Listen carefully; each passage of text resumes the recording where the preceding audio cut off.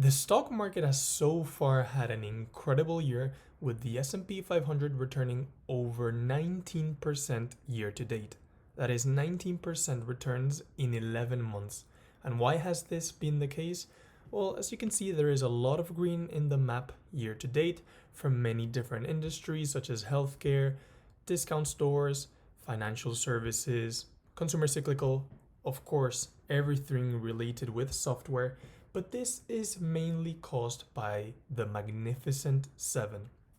The Magnificent Seven is a group of stocks which are honestly one of the biggest stocks in the S&P 500, which are Microsoft, which has returned 57% year to date, Apple, which has returned 46% year to date, then Google or Alphabet, which has returned 56% year to date, Amazon, which has returned 75%, Tesla with a 91% year to date, then Meta, ex Facebook, which has returned 180% year to date, and then the king of the year, the new entrant into this category, Nvidia, which has returned an insane 230% in 11 months.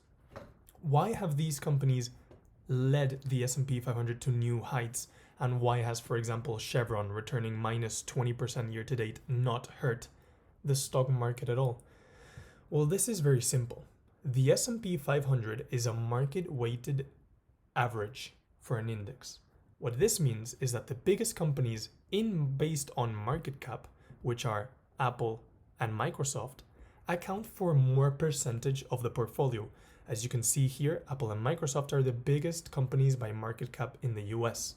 So each one accounts for around 7% of the full portfolio, meaning that only these two stocks account for 15% of the whole S&P 500. If we put an example, imagine the bottom 200 companies in the S&P 500 return negative 15% year to date. Well, as long as Apple and Microsoft return positive 10%, the S&P 500 will still be positive. Why? Because these companies have the majority of the weight inside the portfolio. Now, here's where it gets interesting. The Magnificent Seven, here's an article by Reuters. After the earnings season, they just do an analysis of how much they have returned and what their PEs are right now. As you can see, the stellar performance has also raised the stakes in the upcoming earnings season. Valuation have swelled, with the Magnificent Seven trading at an average forward price to earnings ratio of 33.5 compared to the S&P 500's PE of 18. So these 7 stocks, after their incredible year-to-date performance, are now trading almost at 2 times the price to earnings ratio of the whole S&P 500. And remember that this PE ratio also includes the majority of this PE ratio. So in reality, if you take out the Magnificent Seven for the S&P 500, the PE ratio would probably be even lower. So one thing that I have done right now, if you have looked at my free Patreon, is I have recently sold out of my S&P 500 position. I have made over 7% in 2 months, and with me, I'm happy with those returns. And the reason why I have sold out of the S&P 500, I will tell you right now. But if you want to if you want to receive these updates in real time and as soon as I sell or buy a position, also as long as other informative news articles, opinions, and my full watch list of stocks, just join the Patreon right now. I don't have subscription. It's all free and all the content is free right now, and you will get the best updates right now. I'm still working on it. But the main reason for that is that I believe that the S&P has run up so much, as you can see here, in 1 year or in 11 months, that the valuations of the Magnificent Seven are actually starting to seem way too high, even for these companies which have an insane growth rate. An average PE ratio of 35 or almost 35 in comparison with the PE ratio of the S&P, which is 18, to me is really high. What do I mean with this? Do I believe that the stock market will crash? No, that is not what I'm saying.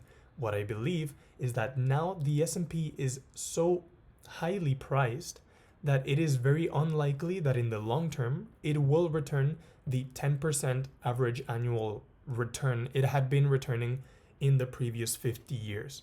I believe that right now it is at a point where it will still be rising and it will still be going up, but it will not be increasing as much as everyone expects it to. Remember, I'm not a financial advisor. This is just my opinion from my analysis, my investment thesis, and my experience in stocks. So as you can see here, this is the counter thesis. The S&P 500 ratio, as we have seen, they said the forward PE ratio was around 16. However, the normal PE ratio in the 1st of November, which is this date right here, was actually 23.62. This is not overvalued. This is not too highly valued. This is honestly, as you can see in the past 10 years, you could say this has been the median valuation for the stock market for the S&P 500.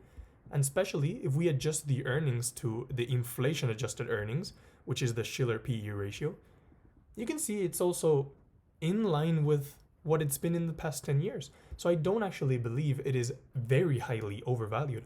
I just think that due to the Magnificent Seven and due to the incredible year-to-date performance the stock market has had, I just want to step out to look for cheaper alternatives. And here is again the counter thesis. Yes, the S&P in year-to-date is 19.23%, an incredible year.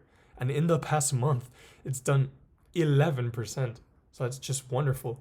However, last year, 1 year ago, it was actually over here. So this is the year to date. Oh, no, wait, I calculated it wrong. Yeah, around here, this is the year to date, just a bit lower. The year to date, we actually caught it in a low. So as you can see, last year from 2022 over here, it actually had a very bad year. I didn't select it. It actually had a very bad year. As you can see, from the start of 2022 to the end of 2022, it actually returned negative 19%. So from that point onwards, it has actually returned to the levels at which it was at before. So it's a normal year. It's been a very good year, but it's not that overvalued at all. I just prefer to look for cheaper alternatives, such as the companies that I'm going to show you right now, instead of going for companies such as, if I invest in the S&P 500, I'm investing heavily in companies such as Nvidia, which has a price to earnings ratio of over 60, I believe, and a free cash flow yield of under 0.5%, which to me is incredible, and only an incredible growth rate would justify those earnings. The same thing goes for Tesla. I believe that it is such high valuation that it would not make sense for my investment thesis to actually invest in it. I think they're going to return well. I don't think I want to have a big ownership in these companies. And by owning the S&P 500, I'm actually very, very exposed to these companies. Look, a 3% to Nvidia and a 2% to Tesla.